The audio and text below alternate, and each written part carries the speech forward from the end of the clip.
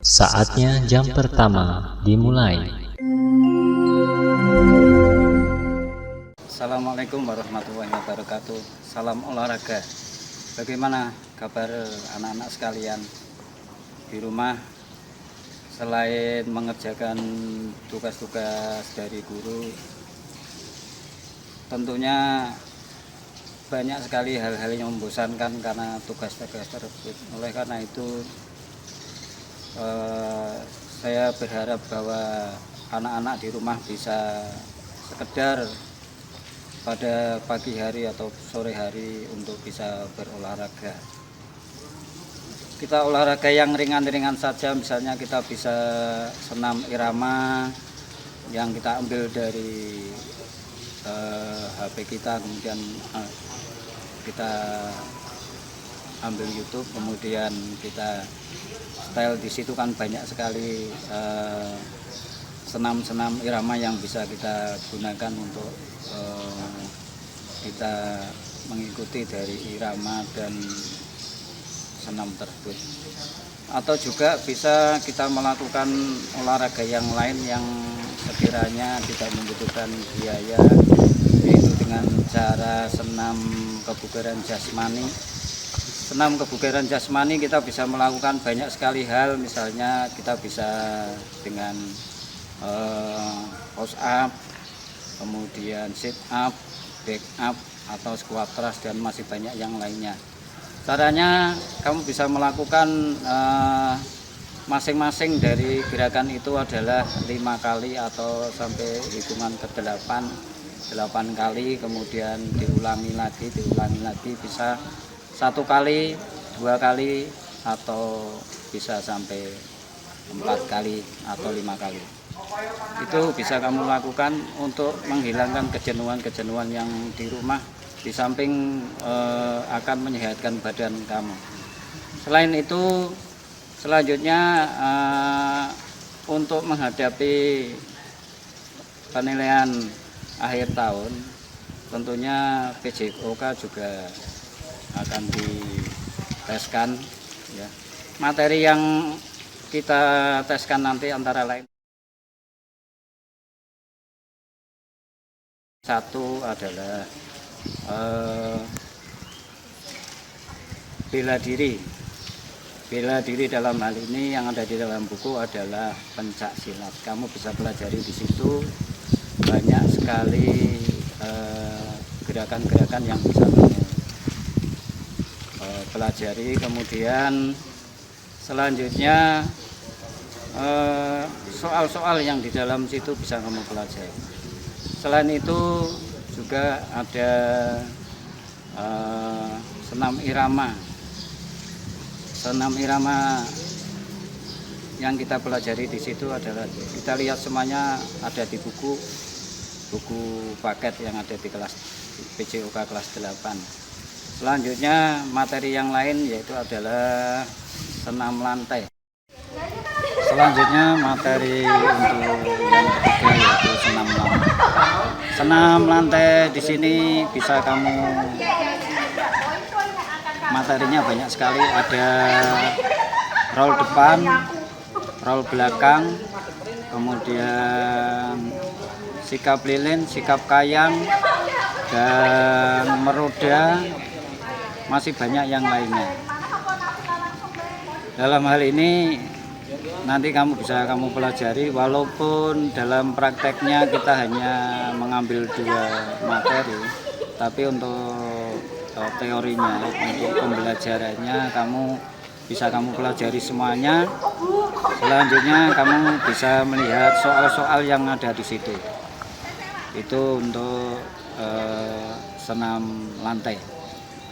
Yang keempat, materi yang keempat yaitu pergaulan bebas. Seperti kita ketahui bahwa pergaulan bebas ini banyak terjadi di kalangan remaja yang anak-anak yang tidak mempunyai moral atau moralnya kurang baik karena mungkin dari lingkungan atau mungkin dari didikan orang tua yang tidak baik. Selanjutnya anak bisa melakukan pergaulan bebas di situ. Selanjutnya yang akan kita pelajari dalam pencegahan pergaulan bebas, yang pertama adalah pencegahan itu sendiri. Pencegahan adalah bagaimana orang itu tidak melakukan suatu kegiatan yang itu melanggar norma atau melanggar agama, sehingga tidak terjadi pada anak-anak. Yang kedua adalah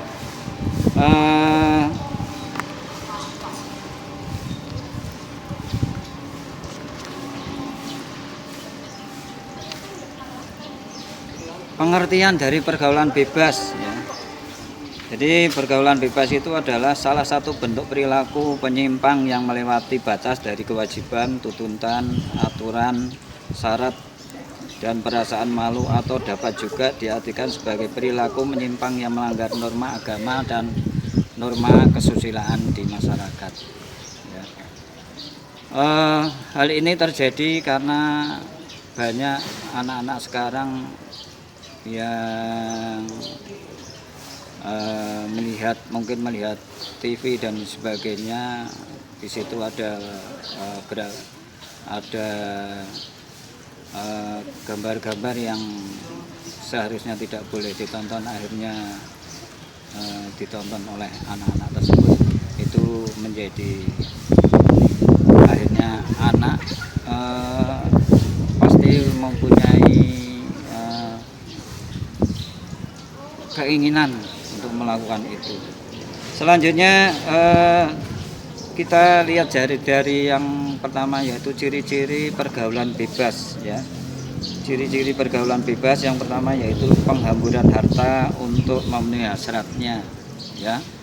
Jadi biasanya terjadi pada anak orang yang banyak hartanya atau orang tua yang sibuk dengan pekerjaannya. Kemudian anak-anak tersebut hanya dibekali dengan uang dan materi yang ada, akhirnya anak bisa salah pergaulan. Yang kedua, upaya mendapatkan harta dan uang dengan menghalalkan segala cara, termasuk dari jalan yang haram dan keji, ya. Karena tidak ada uang yang didapatkan, maka dia berusaha dengan cara mencuri atau menjamret atau membegal atau apa saja yang bisa dia lakukan untuk mendapatkan uang, ya. Kemudian yang ketiga yaitu menimbulkan perilaku munafik dalam masyarakat, ya. Sampai yang ke-10 yaitu terjerat dalam pesta hura-hura, ganja, puto, ekstasi, dan pil setan yang lainnya. Itu adalah 10 ciri dari pergaulan bebas. Faktor penyebab pergaulan bebas yang pertama yaitu faktor orang tua, ya. Faktor orang tua ada beberapa hal. Yang pertama yaitu faktor kesenjangan. Pada sebagian masyarakat kita masih dapat anak-anak yang merasa bahwa orang tua mereka masih ketinggalan zaman. Yang selanjutnya faktor kekurang pedulian orang tua terhadap pergaulan muda-mudi.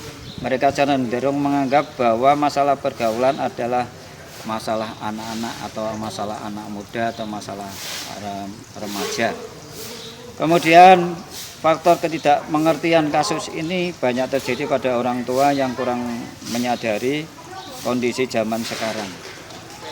Mereka merasa sudah melakukan kewajibannya dengan baik, tetapi sebetulnya itu tidak yang dibutuhkan oleh anak. Jadi yang dibutuhkan anak itu bukan hanya materi yang ada, tetapi juga kasih sayang yang perlu diberikan oleh orang tua, pengertian oleh orang tua. Orang tua harus mengerti keadaan zaman sekarang. Selanjutnya faktor agama dan iman. Kalau anak-anak dibekali dengan iman, dengan agama, tentunya anak tidak akan melakukan hal tersebut karena mereka tahu bahwa pergaulan yang akan pergaulan bebas itu adalah